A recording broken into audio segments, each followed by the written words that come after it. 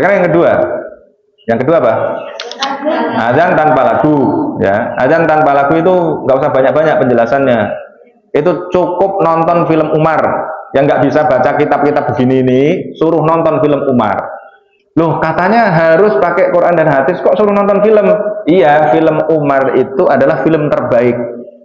Coba kalian perhatikan, bahasanya saja adalah bahasa yang sangat fusha. Dia mendapatkan banyak penghargaan karena tingkat akurasi sejarahnya itu sangat tinggi. Bahasanya sangat bagus. Tuh misalnya ketika Umar bin Khattab pidato, saya baru tahu itu pidatonya Umar ketika saya nonton film itu. Kemudian saya cari itu di kitabnya, ternyata ketemu.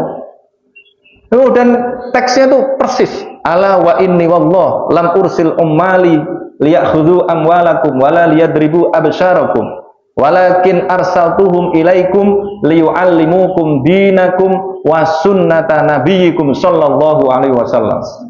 Oke itu. Ya itu saya gunakan kemudian ketika saya ceramah-ceramah politik. Saya gunakan terus. Kenapa? Saya ngeh itu bahwa ada pidato yang sangat monumental itu dari film Umar. Oke itu. Ya. Dan akurat. Nah, tapi kalau orang nggak suka, data kok film? Film itu diambil dari fakta. Ini kalau film bener ya, dan itu sudah diakui. Coba kalian lihat tuh penghargaan pada film Umar. Lihat ada berapa penghargaan itu. Ya diantaranya karena tadi akurasi sejarahnya dahsyat gitu. Ya sejarahnya itu akurat sekali. Kalau di kitab-kitab dijelaskan bahwa adzan itu kalau dilakukan dengan lagu justru hukumnya makruh. Kalau makruh berarti yang sunnah az-zaitun atau kaliat. Ya, ini loh. Di sini ini kan kalau adzan kan berusaha pakai lagu, berusaha. Hanya nasuka aja yang sudah berusaha pakai lagu, tapi tetap nggak pakai lagu, ya kan? Hanya nasuka. Sudah berusaha itu, saya sudah berusaha pakai lagu, tetap nggak ada lagunya, gitu. Nah, berarti di sini ini nggak sunnah kecuali nasuka. Padahal niatnya sudah pakai lagu. Jadi sunnah apa nggak? Wong niatnya berlagu, tapi nggak keluar lagunya. Lempeng aja dia itu. Ya. Berarti gimana? Sunnah apa enggak itu? Nasuka. Jadi enggak sunnah karena niatnya pakai lagu tapi suaranya tidak memungkinkan untuk mengeluarkan adzan berlagu. Begitu. Ya. Paham ini? Yang kedua. Yang ketiga apa? Berarti yang benar siapa ini? Adzan tanpa lagu atau yang lagu? Kalau pakai ini pada nuntut itu tidak sunnah, tidak sesuai dengan sunnah. Yang benar siapa lagi? Panji Gumilang. Loh gitu, ya. Loh kita harus fair. Sekarang pada buka itu kitab-kitab fikih. Cari hukum adzan dengan tagoni. Ya. Cari hukum adzan dengan tagoni. Nanti akan ketemu hukumnya makruh. Nah, yang ketiga adalah perempuan berada pada saf laki-laki. Istrinya Pak Panji Gumilang itu sholat Idul Fitri ada di saf laki-laki. Hukumnya apa? Coba kalian lihat di kitab-kitab, cek yang sudah menemukan siapa? Sudah menemukan belum? Hukumnya apa? 3 ulama mazhab mengatakan itu makruh, satu mengatakan haram. Memang ada juga yang mengatakan, yang berdasarkan buku-buku itu 2 mengatakan makruh, 2 mengatakan haram. Kalau 2 mengatakan makruh, 2 mengatakan haram, berarti 50-50, 50-50. Jadi kalau voting seri gitu, nggak ada yang jadi formatur, itu harus diulang RAK. Berarti kan tinggal milih. Jadi kalau sudah terjadi perdebatan di masa lalu yang akhirnya kemudian menghasilkan pemikiran yang berbeda, caranya gimana? Tinggal pilih salah satu aja. Itu seperti kalian sampai hari ini kan juga sama dengan apa? Mengartikan la yamassuhu illal mutahharun tadi itu, tinggal milih. Kemudian apa lagi? Aula mastumun nisa falam tajidu ma'an fatayammamu sha'idan thayyiban. Lamastum di situ diartikan apa? Ada yang mengartikan lamastum di situ dengan dukhul, bersetubuh dengan istri. Ada yang mengatakan bersentuhan kulit itu. Lah kok niat banget itu mau bersentuhan kulit itu gimana ceritanya? Oh gitu. Misalnya itu ya, ada orang di rumah misalnya, batalnya karena apa? Ya karena bersetubuh dengan istri. Mau nyari-nyari perempuan untuk disenggol. Maka kemudian lamastum itu diartikan dengan bersetubuh. Lamastum itu adalah kalimat metafor, ungkapan. Di dalam Al-Quran itu banyak sekali kalimat-kalimat ungkapan. Maka lamastum di situ itu sama dengan, wah itu dia sudah menikah 1 bulan tapi belum pernah disentuh. Maksudnya belum pernah disentuh itu diapain? Ya disetubuhi. Nah kalau di kampungmu itu kasihan itu perempuan itu sudah menikah 2 bulan tapi belum pernah diambus katanya. Diambus itu diapain? Nah suka. Diambus itu diapain? Diambus itu sapi kalau makan itu diambus dulu, dicium-cium dulu gitu. Ya, untuk mengecek ini makanan enak apa enggak, itu pakai itu loh, ciuman itu. Penciuman kayak kucing itu loh. Ya, kucing kalau makan kan dicium-cium dulu. Diciumnya tapi kan tidak tersentuh. Kayak kamu itu loh mau makan kamu cium-cium dulu. Atau kamu gigim apa? Itu kukumu itu loh. Kamu gini terus gini. Nah, itu namanya apa? Diambus kalau bahasa Jawanya. Bukan dicium itu. Kalau dicium namanya diambung. Kalau diambus itu hanya sekedar diginiin. Paham? Itu Hani pasti tahu tuh. Itu berarti bahasa Jawa lebih kaya dibandingkan bahasa Indonesia. Begitu. Tapi tadi itu lamastum tadi itu mesti diartikan dengan 2 artinya bisa bersetubuh, bisa juga dengan bersentuhan, kan begitu maknanya itu. Dalam Al-Quran itu kira-kira perempuan itu bisa melahirkan, laki-laki nggak bisa melahirkan. Cuma di dalam ayatnya itu wala tatamannau ma faddalallahu bihi ba'dakum ala ba'd lirrijali nasibum mimma iktasabu walin nisa'i nasibum mimma iktasabu. Di surat An-Nisa ayat berapa itu? 32 ya. Kalian jangan pernah bertamani. Tamani itu berharap pada sesuatu yang tidak pernah bisa terwujud. Wala tatamannau ma faddalallahu bihi ba'dakum ala ba'd. Sesuatu yang Allah telah memberikan karunia kepada sebagian yang lain, sebagian kalian ya atas sebagian yang lain. Ma faddalallahu bihi ba'dakum ala ba'd. Kemudian lirijali nasibum mimma iktasabu walin nisa'i nasibum mimma iktasaban. Bagi laki-laki ada pahala atas apa yang mereka kerjakan. Perempuan juga memiliki pahala karena sesuatu yang mereka kerjakan. Nah, kalau tamani berarti sesuatu yang tidak mungkin dilakukan oleh laki-laki itu apa? Melahirkan. Itu. Ya.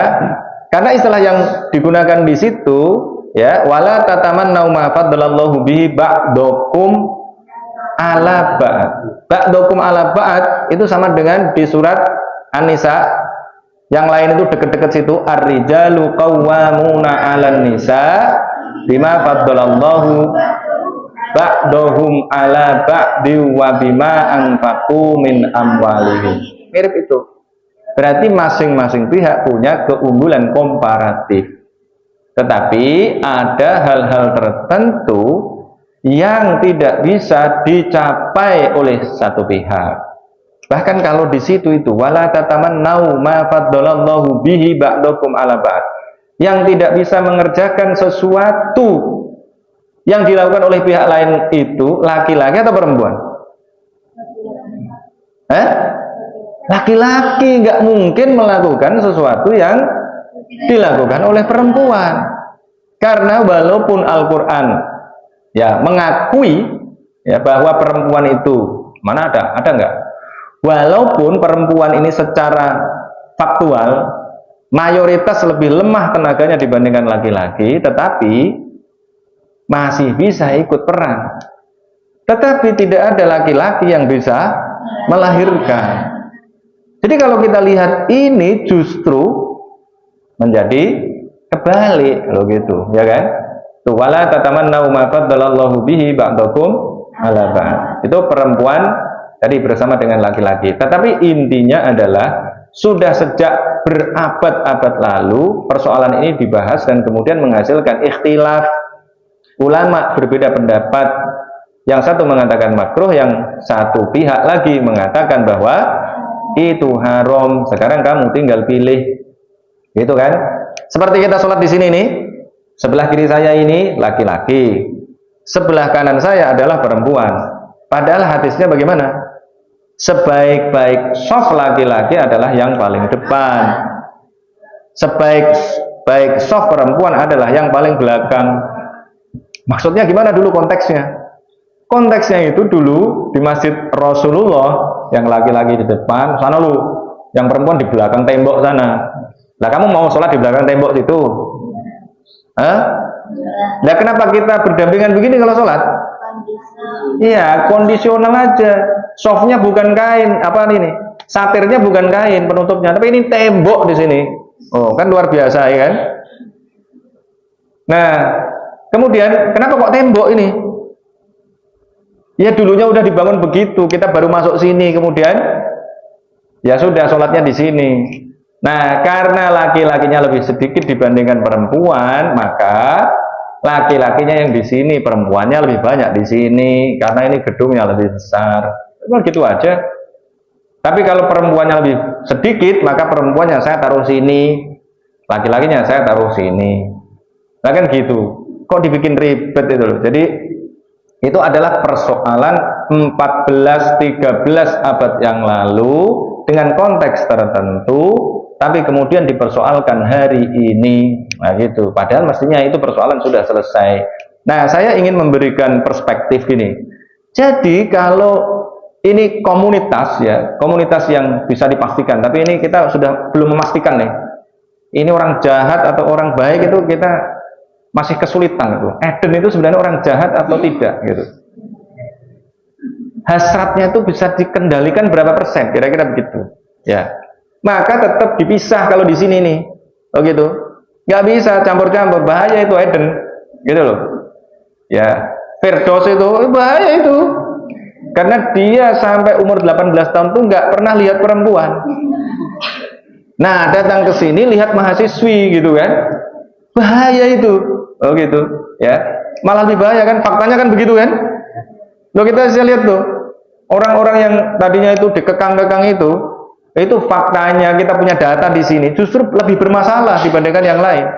Yang belum ada masalahnya cuma Firdaus. Ya kan? Yang lain kan bermasalah, ya toh? Oh gitu. Maka dikasih ini, batasnya adalah tembok ini. Oh gitu. Paham? Kasih CCTV gitu. Maka pengawasnya bukan lagi mata, tetapi pengawasnya adalah kamera. Jadinya begitu, ketahuan itu. Ya, paham? Nah, kalau tadi kita punya komunitas yang betul-betul punya trust tinggi, ya bergaul biasa saja. Tetapi kalau tidak ada trustnya, maka itu wajib dipisah. Contohnya di mana? Contohnya di bis, di kereta api, harus dipisah. Ya, kalau dulu nggak ada pemisahan itu. Sekarang sudah ada di Jakarta antara laki-laki dan perempuan di gerbong yang berbeda, atau setidaknya sudah ada khusus perempuan. Nah itu benar itu. Ya di bis itu tempat khusus perempuan. Ada lagi tempat khusus lansia, begitu. Ya. Itu adalah kebijakan yang bagus. Kenapa? Karena kalau di dalam bis, di dalam kereta, tidak ada jaminan yang ada di situ adalah orang baik. Tapi kalau kalian di sini ini orang baik apa enggak? Terus kalau tadi itu, sholat tadi itu yang ada di situ itu orang baik apa enggak? Ya mereka sendiri yang tahu gitu. Kalau sudah tidak ada kekhawatiran, ya mereka boleh memilih. Milih aja. Memilih yang haram atau memilih yang makruh. Terserah. Kalau memilih makruh silahkan. Tapi tentu mereka punya perspektif sendiri kemudian. Oh itu bukan makruh, punya ijtihad baru. Oh gitu kan? Paham ini maksud saya? Ya. Tapi kalau mau pakai pendapat yang sudah ada itu berarti sudah ada dua kubu, yang satu mengatakan makruh, yang satu mengatakan haram. Tidak ada yang mengatakan sunnah gitu kira-kira, apalagi wajib. Apakah kalau milih yang makruh kemudian jadi sesat? Tidak gitu. Saya kan ke Mekah 3 kali, umroh 2 kali, haji sekali. Di situ kalian lihat kalau di Masjid Nabawi nggak ada perempuan campur. Tapi kalau di Masjidil Haram banyak itu ya perempuan campur laki-laki. Tapi katanya ini akhir-akhir ini beberapa tahun terakhir sudah lebih rapi lagi gitu. Ya, antara laki-laki dan perempuan betul-betul dipisah. Tetapi kalau di luar saya kira juga enggak gitu. Di Masjid Nabawi itu kalau di halaman itu kalau yang telat-telat itu ya itu seperti kasus saya jadi imam Idul Fitri kemarin yang datang nggak dapat tempat akhirnya di sampingnya laki-laki misalnya. Nah itu haram apa enggak? Lah, ya terserah kamu pilih yang mana, makruh atau haram gitu. Ya, terserah. Karena sudah ada dua pendapat. Kalian yang mengatakan haram, jangan menyesatkan yang makruh. Yang makruh, jangan menyesatkan yang haram. Cuma gitu aja. Nggak bakal ketemu, gitu loh. Sampai kiamat nggak bakalan ketemu, gitu. Itu soal perempuan bersama dengan laki-laki atau laki-laki dan perempuan campur ya. Kemudian soh berjarak. Nah ini justru yang menurut saya perlu dapat kritik. Kritik saya adalah kalau Pak Panji Gumilang menggunakan ayat di Al-Mujadilah ayat 11, ya ayyuhalladzina amanu idza qila lakum tafassahu fil majalisi fafsahu yafsahillahu lakum wa idza qila suzu fangsuzu yarfa'illahu alladzina amanu minkum walladzina utul ilma darajat. Itu justru perlu dikritik loh gitu. Kenapa kok dikritik? Konteksnya beda gitu. Konteksnya bukan ayat sholat itu, tetapi ayat yang kalau kita lagi kumpul begini berdesak-desaan tetap masih ada yang masuk, maka diusahakan agar yang baru masuk tadi juga tetap dapat tempat. Itu ya ayyuhalladzina amanu idza qila lakum tafassahu. Itu tolong dikasih tempat. Kayak kemarin saya di Kendal misalnya. Ibu yang baru datang silahkan masuk. Nah itu dia. Itu konteks ya ayyuhalladzina amanu idza qila lakum tafassahu fil majalisi. Tetapi apakah mengartikan begitu kemudian jadi sesat?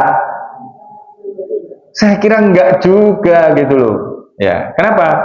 Banyak itu penafsiran yang dilakukan oleh orang-orang yang tidak hanya orang yang selevel kalian, tetapi orang yang levelnya jauh lebih tinggi dibandingkan kalian, tapi ternyata penafsirannya juga layak kritik begitu. Yang sering saya jadikan sebagai contoh adalah watazawwadu fa inna khairaz zati taqwa. Ayat itu diartikan dengan tanpa konteksnya. Ya akibatnya sama gitu. Ya berbekalah kalian karena sebaik-baik bekal adalah takwa. Kemudian kalau ditanya, jadi sebaik-baik bekal apa? Takwa.